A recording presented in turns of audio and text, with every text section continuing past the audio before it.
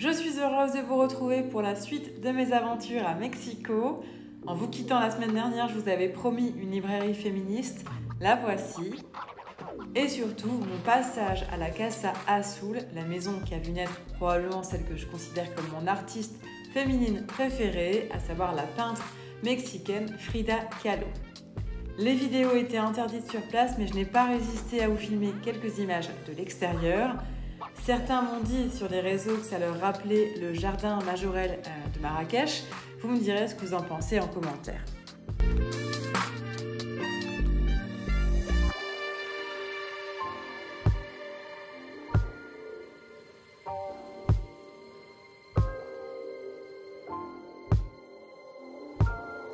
J'ai aussi pu visiter la spectaculaire bibliothèque Vasconcelos, bâtie en 2006. Elle tire son nom de José Vasconcelos, écrivain, penseur et politicien mexicain du XXe siècle. Cette bibliothèque publique dispose de près de 600 000 livres pour une capacité de stockage totale de plus de 1,5 million de volumes. Si je l'ai trouvée assez froide, son architecture m'a en revanche totalement bluffée.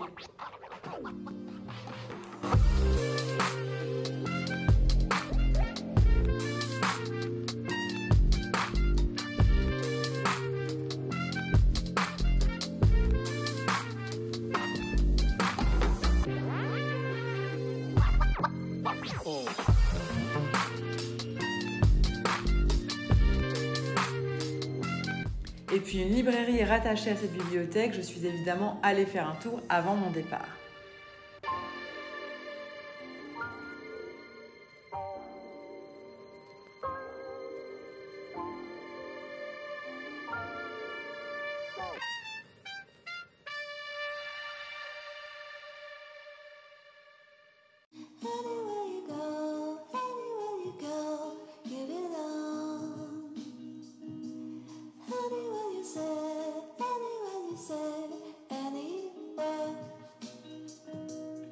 Mon passage dans la capitale mexicaine a aussi été l'occasion de visiter, sur vos conseils, le musée d'art moderne.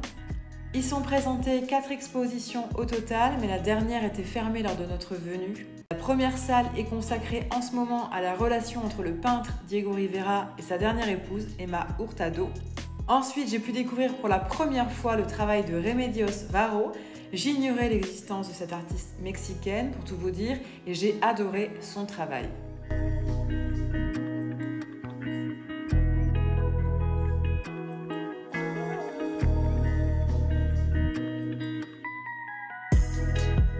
Enfin, le musée retrace 60 ans de carrière de Vicente Rojo, des œuvres majoritairement contemporaines que j'ai beaucoup aimées.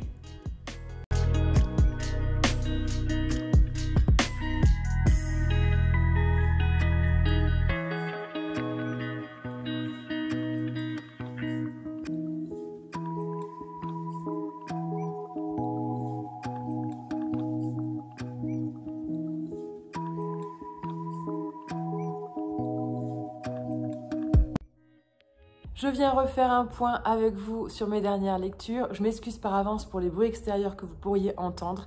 Nous sommes dans le centre historique et c'est assez bruyant, je m'en excuse. Que vous dire? J'ai terminé le John Green, Ciudades de Papel, donc La face cachée de Margot en français.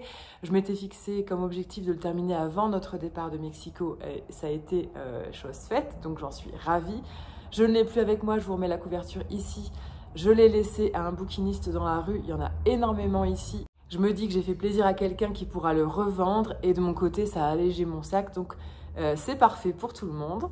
Je suis hyper contente personnellement d'avoir réussi ce petit challenge parce que ça faisait des années que je n'avais pas lu en espagnol, je vous l'ai dit, et j'y suis arrivée. Ça m'a remis le pied à l'étrier et ça m'a donné envie d'en acheter d'autres, d'en lire d'autres. Depuis, j'ai entamé Les gens de Bilbao naissent où ils veulent de Maria Larrea. Je vous mets également la couverture puisque moi je suis en train de le lire sur ma liseuse.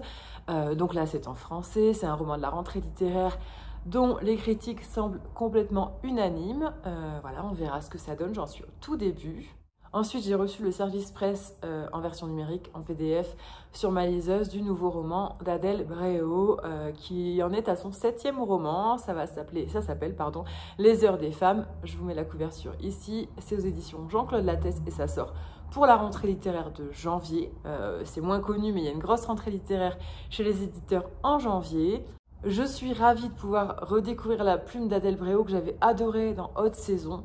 J'avais trouvé ce livre frais, léger, parfait pour l'été et profond aussi, parce que parfois le feel good ou le livre de plage, entre guillemets, peut être associé à des choses légères. Là, ce n'est pas le cas, j'avais énormément ri, ça c'est clair, j'avais même eu des fous rires au tout début du livre, mais après on est parti sur quelque chose de plus profond, tout simplement. Donc j'ai hâte de passer un moment avec ce roman. J'ai l'impression qu'on n'est pas sur un thème très rigolo, que c'est quelque chose un peu plus historique, qu'Adèle Bréau prend un autre tournant. Je verrai et je vous ferai un retour dès que j'ai terminé cette lecture. Et puis, je voulais profiter de ce vlog pour abuser un petit peu de votre gentillesse et vous demander conseil. Ici, vous l'avez vu, les librairies sont en nombre, elles sont énormes, elles disposent de beaucoup d'ouvrages, mais je m'y perds un petit peu. Je n'arrive pas à trouver quelque chose qui me fasse envie, j'ai pas vraiment craqué en librairie, je ne suis pas tentée par les livres qui sont proposés, autant sur des auteurs d'Amérique latine que des auteurs français. On a des auteurs français qui sont traduits ici, mais j'ai pas forcément envie de les lire en espagnol, ce serait vraiment dommage. J'ai notamment vu Un rayon autour d'Annie Ernaux et je trouve ça vraiment triste, entre guillemets, de la lire dans une langue étrangère. Donc je me suis dit que la meilleure façon de me procurer des livres, de faire gonfler entre guillemets ma pile à lire, ce serait d'alimenter ma liseuse. Pour l'instant, je n'ai que 2 livres dessus et j'aimerais avoir vos conseils. Dites-moi en commentaire, si vous le voulez bien, quel a été votre plus gros coup de cœur peut-être de 2022 ou votre dernière très belle découverte livresque. Qu'est-ce que vous avez lu récemment qui vous a vraiment bouleversé et qui, selon vous, doit faire partie de ma pile à lire pour 2023. C'est le moment de me dire tout ça en commentaire, que ce soit la littérature d'ailleurs française ou étrangère, que je puisse la lire en français ou en espagnol peut-être. Dites-moi ce que vous me conseillez pour les prochaines semaines.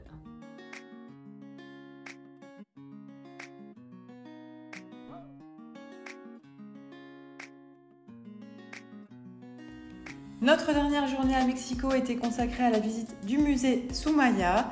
L'entrée est gratuite et la collection présentée est tout simplement grandiose. La visite démarre par un étage dédié à Rodin. Les œuvres originales et reproductions se comptent par dizaines.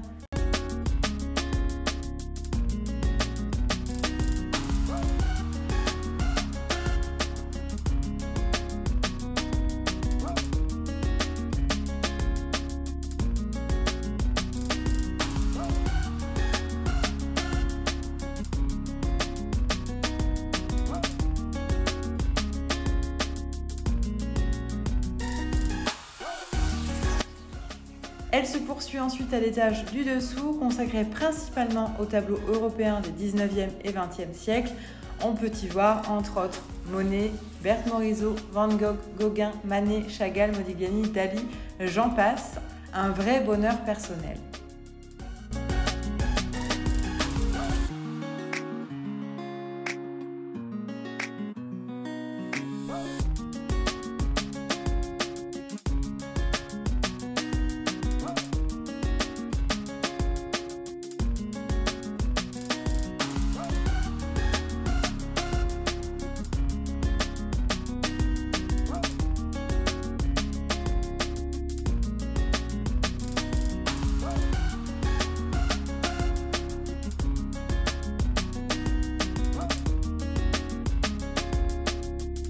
C'est ainsi que s'est achevé notre séjour.